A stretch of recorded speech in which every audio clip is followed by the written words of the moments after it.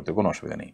মিসবাহুর রহমান আপনি লিখেছেন, আমাদের দেশের কিছু এলাকায় আরাফার দিন সবাই একত্র হয়ে ইবাদত বন্দেগী করে, বিষয়টা কতটুকু সঙ্গত? আরাফার সঙ্গে সাদৃশ্য তৈরি হওয়ায় তারা কিছু সওয়াব পাবে কিনা?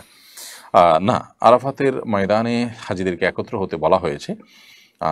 এই একই দিনে অন্যান্য জায়গায় একত্র হওয়ার এবং একত্রিত হয়ে সেখানে খুতবার কিংবা আলোচনার কিংবা ঐক্যবদ্ধভাবে দলগতভাবে কোনো ইবাদতবন্দি করার কোনো দীক্ষা শিক্ষা ইসলামে দেওয়া হয়নি।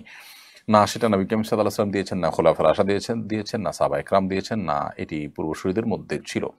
অতএব এরকম যদি কেউ আরাফাত দিনটাকে সবাই সমবেত হয়ে হাজিদের সাদৃশ্য গ্রহণের চেষ্টা করেন, তাহলে সেটি বিদআতে পরিগণিত হবে এবং সওয়াবের পরিবর্তে সেটি বরং গুনাহ হবে। আরাফাত দিন সম্পর্কে নবী সাল্লাল্লাহু আলাইহি ওয়াসাল্লামের যে নির্দেশনা রয়েছে তার আলোকে আমরা রোজা রাখবো।